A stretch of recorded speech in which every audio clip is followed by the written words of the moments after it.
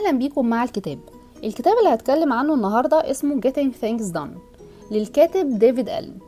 الكتاب ده بيتكلم عن طريقة اسمها GTD، وهي اختصار ل Getting Things Done، والمفروض انها بتستخدم علشان تحط خطط لكل المشاريع مع مختلف حجمها وشكلها. سواء انت بتحضر لبرزنتيشن في شغلك او بتفكر تشتري هدايا لكل واحد في عيلتك، فلسفة GTD بتجبرك انك تبدأ تحدد هدف واضح وتسأل نفسك ايه اللي المفروض اعمله علشان احقق الهدف ده.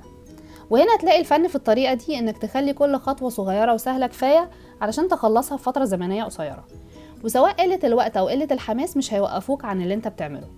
واحدة واحدة هتلاقي الطريقة دي بتساعدك توصل لأهدافك وتتجنب أي ضغط في طريقك. الكتاب ده بيعرض لك طريقة بسيطة ممكن تستخدمها علشان تشتغل بكفاءة وتفضل هادي في نفس الوقت. الفكرة كلها إن عقلك عبارة عن أداة للتفكير مش مخزن للمعلومات. علشان تكون ناجح في شغلك لازم تكون منظم، خصوصا لو شغلك بيعتمد على المشاريع اللي جواها مهام كتيرة. أغلبنا بيستخدم عقله غلط، بيعبيه معلومات زي لازم اتصل ببنت خالتي ابارك لها على البيبي الجديد، وعايز ابديت الانتي فيروس في لاب الشغل، ومحتاجه احضر لسفر الاسبوع الجاي، وهكذا.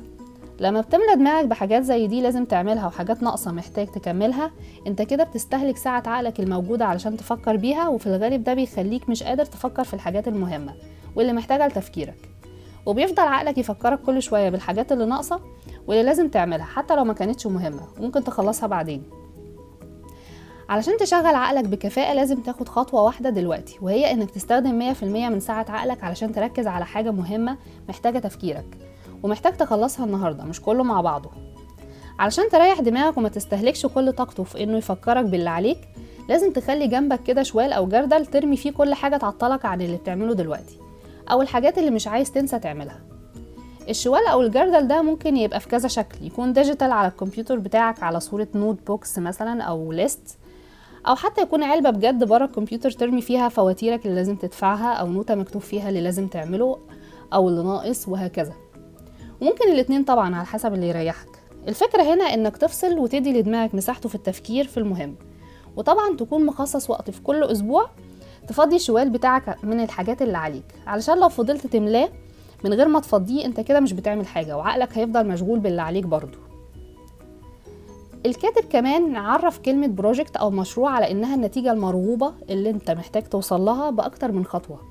يعني إنك تكتب إيميل ده ما يعتبرش بروجكت، بس إنك تحضر لاجتماع أو تخطط لسفرية ده يعتبر بروجكت. علشان كده لازم تعمل ليست مخصصة للبروجكتس المهمة واللي محتاجة خطوات كتيرة علشان تخلصها. ده هيديك إحساس دايما إنه كله تحت السيطرة، وهيساعدك تزود البرودكتيفيتي عندك وتكون ريلاكس في نفس الوقت.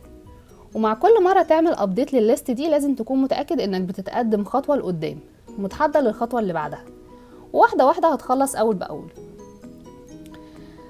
في ناس كتير مش بتنجح معاهم فكرة التو دو ليست، وده لانهم ما عندهمش القدرة انهم يحطوا خطة لليوم اللي جاي بذكاء. ساعات بتكون خططهم خيالية وفوق طاقتهم، ولما يخلص اليوم من غير ما يعملوا اللي كانوا كاتبينه في الليست دي بيكتئبوا، غير وقتهم اللي بيضيع. علشان كده الكاتب بيتكلم عن طريقة تانية مؤثرة أكتر، وهي إنك تكتب ليست للحاجات اللي أنت محتاج تعملها وتختار منها اللي هتعمله على حسب ظروفك أو مودك في الوقت ده. وده طبعا مش بينطبق على كل حاجة زي مواعيد الدكاترة أو الكورسات مثلا. من أنواع الليستات التانية برضو اللي تريحك في شغلك وتفضي لك دماغك شوية ليست اسمها waiting for، ودي لما تكون بتشتغل مع حد أو في تيم وشغلك معتمد على الحاجات اللي هيخلصها الناس اللي معاك، فبيبقى كويس برضو انك تكتب في الليست دي الحاجات اللي مستنيها علشان دماغك برضو ما تنشغلش بيها وتفضل تفكرك كل شوية. في انواع تانية من الليست الكاتب اتكلم عنها في كتابه.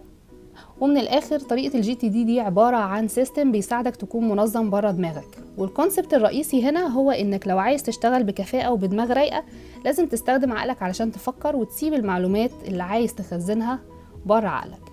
وهي دي الفكرة الأساسية اللي ورا كتاب Getting Things Done للكاتب ديفيد ألين. استنونا المرة الجاية مع كتاب جديد، وشكرا.